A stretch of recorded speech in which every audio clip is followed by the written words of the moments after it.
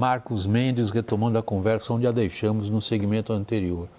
Qual é a sua avaliação da trajetória da política fiscal? Algumas análises de risco de consultorias especializadas falam numa deterioração lenta e gradual. Bom, William, a gente segue um processo assim meio que se repete no tempo, né? A gente faz políticas inconsistentes, entra numa crise danada, e quando você está naquela crise, a população e a classe política aceita algumas reformas, você começa a fazer algumas reformas, sai da crise aguda, mas não consegue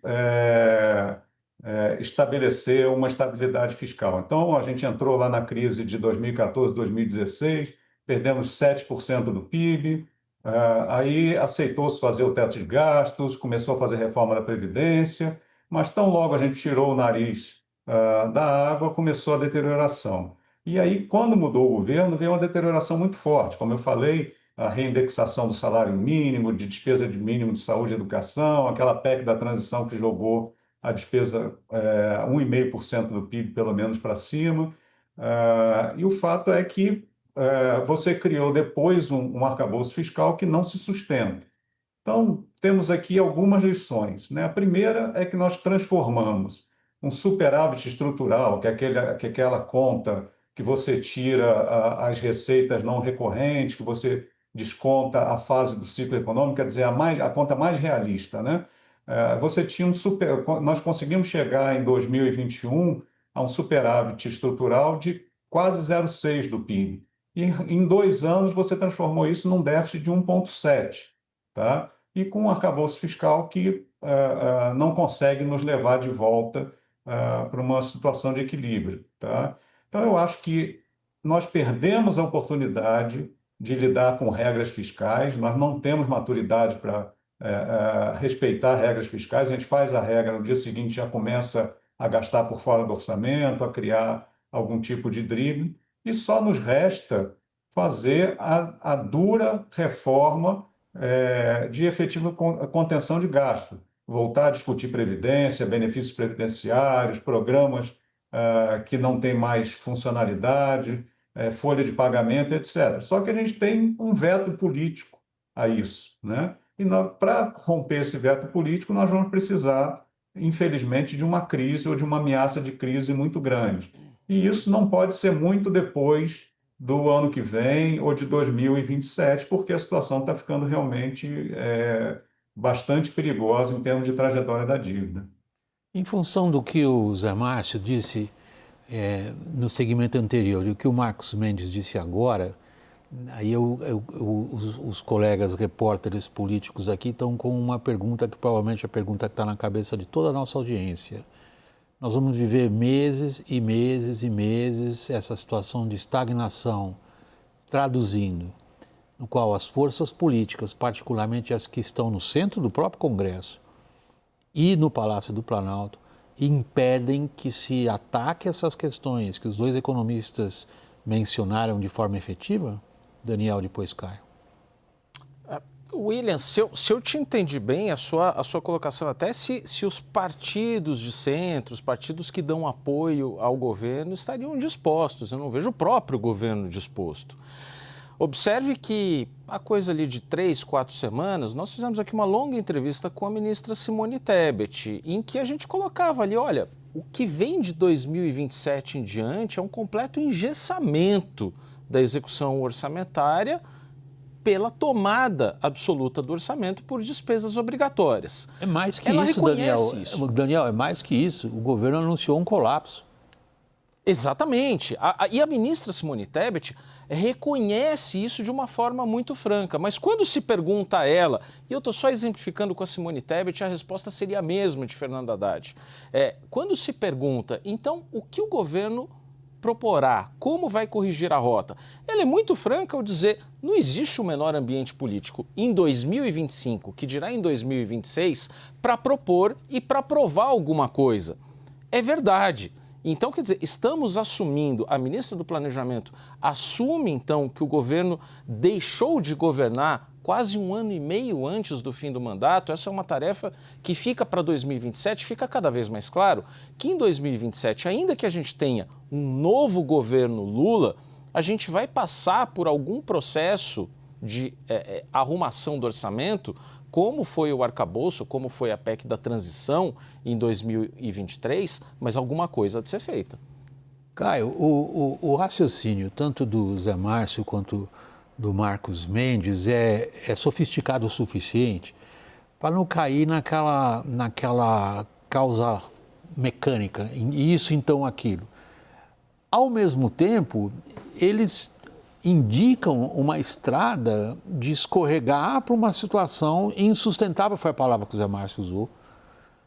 O Marcos Mendes disse, nós não estamos aprendendo lições da história, ao contrário, a gente mal começa a sair de uma situação, a gente já cria de novo uma situação semelhante. Essa dissociação entre o que economistas no seu desempenho profissional apontam como perigo e o que os políticos enxergam como perigo, me parece que está aumentando. Não, William, eu penso, pelo que eu sinto, o Brasil já tem uma agenda para 2027 contratada, até pela necessidade, ou pela aparente crise, ou pela possibilidade de uma crise, colapso, como você, na verdade, você mencionou o que o próprio governo considera, né, para 27, 28 e 29, de um colapso nas contas públicas. Então, temos uma agenda contratada a partir de 2027, antes não por condições políticas. Essa agenda nunca entraria no Brasil num ano eleitoral. A grande dúvida é, vamos lá, se a direita ganha ano que vem, ou a oposição a Lula ganha, essa agenda chegará com força, eu apostaria, seja qual for o candidato, os que estão aí na praça, seja Tarcísio, seja Caiado, seja Ratinho, seja Eduardo Leite, eles abraçariam, pelo que a gente vê todos os sinais e pelo que eles construíram e estão construindo nos locais em que eles estão atuando. A grande dúvida é até que ponto, se o Lula ganhar em 26, vai abraçar essa agenda. Aí a gente abre também numa outra bifurcação. Ele será obrigado a abraçar, sob risco de uma crise imensa e sob crise de um colapso imenso nas contas públicas, mas ele pode moderar isso. E aí tem a dúvida se essas forças políticas, tendo em vista a força que o Congresso tem, de ser um poder mais forte que o Executivo, vai, de certa maneira, a nova legislatura a partir de 2027 forçar e empurrar o Lula a fazer isso a partir de 2027. Então tem mais ou menos esses caminhos. A direita ganhando ano que vem, eu apostaria nessa agenda sendo abraçada. O Lula ganhando ano que vem, eu acho que ele vai ser obrigado a abraçar, sem querer abraçar, dentro de um sistema de uma pressão política muito grande, porque o Congresso vai ver, o Congresso é um Congresso de centro-direita, majoritariamente, forçando de alguma maneira o governo Lula 4, se for isso para a gente caminhar, a abraçar pelo menos parte dessa agenda. Zé Márcio e Marcos, eu estou provocando vocês aí agora com o seguinte.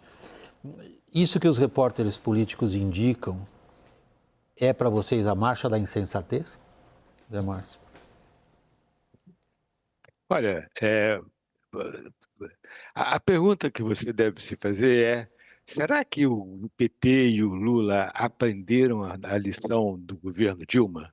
A minha avaliação é que não aprenderam, tá certo? Eles estão repetindo, de uma forma um pouco diferente, mas estão repetindo exatamente o tipo de um tipo de política econômica que vai levar ao desastre que foi o desastre do governo Dilma. Eu não estou falando da questão do impeachment, eu estou falando da questão puramente econômica, tá certo? A Dilma nos jogou numa recessão que perdemos 8% do PIB em 2 anos, tá certo? Então, esse é o problema.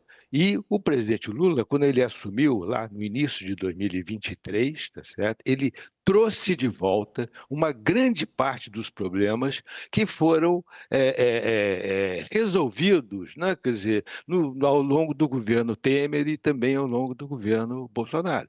Nós fizemos, o país fez uma série importante de reformas, acabou com a reindexação do salário mínimo, a ligação de educação, como disse o Marcos, a ligação da educação e saúde, e da indexação à receita, em suma, um conjunto grande de de questões que foram resolvidas no governo Temer e no governo Bolsonaro, e o presidente Lula, a primeira coisa que ele fez foi voltar ao governo Dilma. Então, eu acho que é impossível ser minimamente otimista nesse cenário. Uma frase dura essa, Marcos Mendes. Você consegue ser otimista nesse cenário? Deixa eu falar um detalhe aqui importante. Todo mundo fala que o Congresso se fortaleceu, e que por isso o Executivo não consegue fazer ajuste fiscal. É verdade que o Congresso se fortaleceu, aumentou emendas parlamentares, consegue aprovar projetos de aumento de despesa. Agora, uma condição necessária é você ter um poder executivo consciente de que precisa fazer ajuste fiscal. Porque se não tiver essa consciência e a apresentação de um projeto crível para o legislativo não vai comprar. Por que o legislativo vai aprovar fim desse ou daquele benefício que cai nas costas da popularidade dos parlamentares, enquanto o presidente da República, dia sim, dia não, está apresentando uma bolsa nova, um benefício novo, uma tarifa de graça? Quer dizer, o presidente da República ele quer ficar com todos as benesses de fazer as políticas que agradam o eleitorado e quer jogar a conta do ajuste fiscal no parlamento, né? Então, o ministro Haddad está sempre reclamando: eu tentei revogar o PERSE e não consegui, eu tentei revogar a desoneração e não consegui. Claro, porque ele tem um presidente da República e uma ala política no seu governo que só pensa em aumentar os gastos, né? Então, tem que ter uma articulação e uma confiança do Congresso. É para fazer ajuste, então vamos fazer ajuste todo mundo junto, né? Então, quando você fala a direita vai voltar para o poder em 27, vai fazer esse ajuste, eu não sei, depende, vai depender da consistência, da articulação. Eu participei lá no governo Temer, eu vi as coisas acontecerem, tinha uma articulação muito grande, uma pauta que era discutida com a Casa Civil levava para o Congresso, colocava as prioridades e havia um comando, uma ordem de prioridades, e isso facilitava muito a votação das coisas. Quando você pede ao Congresso para votar uma coisa numa direção e o Executivo faz outra na outra direção, você perde a credibilidade junto ao Congresso. Começando Daniel. por você, você quer um interview, Daniel, por favor? E só um brevíssimo adendo, já que o José Márcio Camargo ressuscitou o fantasma de Dilma Rousseff, nas próximas semanas o TCU vai dar uma paulada no governo num relatório em que mostra como as medidas parafiscais têm evoluído. E é por aí que o governo está gastando mais, haja vista MP do setor elétrico de ontem, Minha Casa Minha Vida expandido com recurso do fundo do pré-sal, pé de meia e por aí vai. É preciso lembrar, a grande crise de Dilma Rousseff em 2015 politicamente começou com a rejeição das contas do governo pelo TCU. Não estou vaticinando nada parecido. O que eu estou dizendo é que, mesmo em caso de Lula reeleito, vem muita paulada pela frente.